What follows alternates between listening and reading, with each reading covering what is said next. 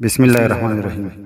दराजार ऑफिशियल पुख्तो शायरी द तरफना ज फजल सुबहान टोल मलगरू ता द अमन मिने ओ बख्तवर नसीब दुआ को अस्सलाम वालेकुम वरहमतुल्लाहि वबरकातुहू।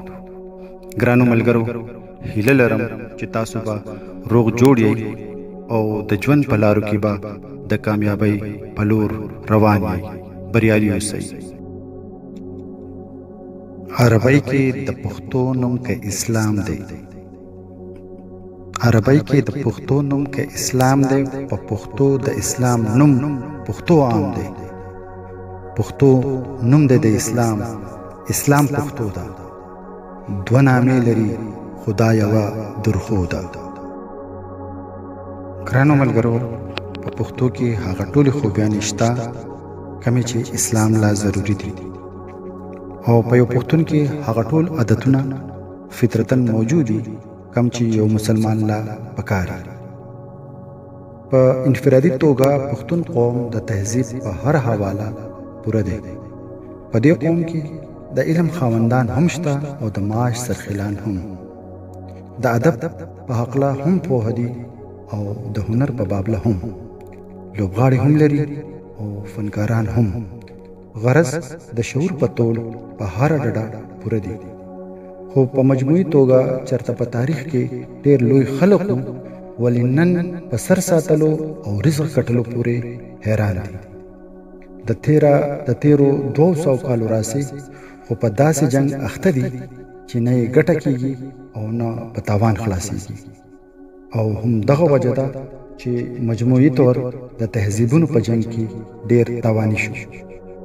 د دنیا په مخ چې کوم قومونه په معاش کې غالب دي، د هغو ژبه هم غالبه ده او هم د هغو لباس هم معیاري دی. او په معاش کې هغه خلق غالب دي څوک چې په علم او هنر کې اوچت دي. د پښتون قوم او پښتو ژبې بیرغ تر هغې پورې نشي پورته کېدی تر څو چې د ټول پښتون قوم په ګوتو کې قلم نه دی راغلی.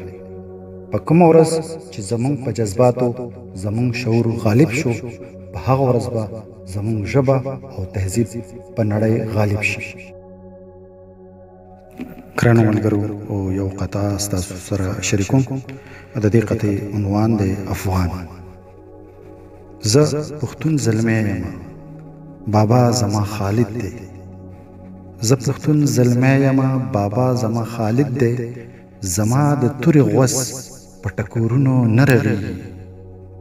او زه خاورې په سر او در په در که چاته ښکارم. زه خاورې په سر او در په در که چاته ښکارم.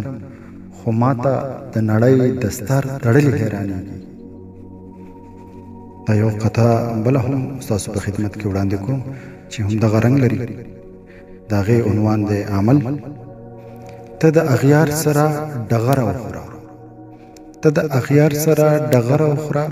د پلار نیکه قصې دې مزه وتوه.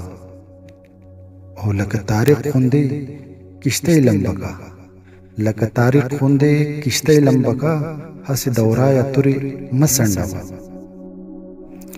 ګرانو ملګرو، د اګست میاشت ده او د ازادۍ رواجي موقع ده.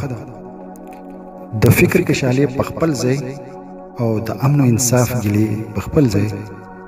خو په کومه خاورو کې چې مونږ په وړوکوالي خړپوسي کړي دي، د هغې حق په هر حال کې معتبر دی. د ګران وطن پاکستان په حقله یو شعر په دې موقع ډالۍ کوم. که څوک غواړي او که نه، ای وطنه زنده باد. که څوک غواړي او که نه، ای وطنه زنده باد. تل آزادو سے آزاد، اے وطن زندہ باد. زبا د اصلاح په غرض ستاسو د درون خیال په تمه یم. خاد او خوشاله اوسئ.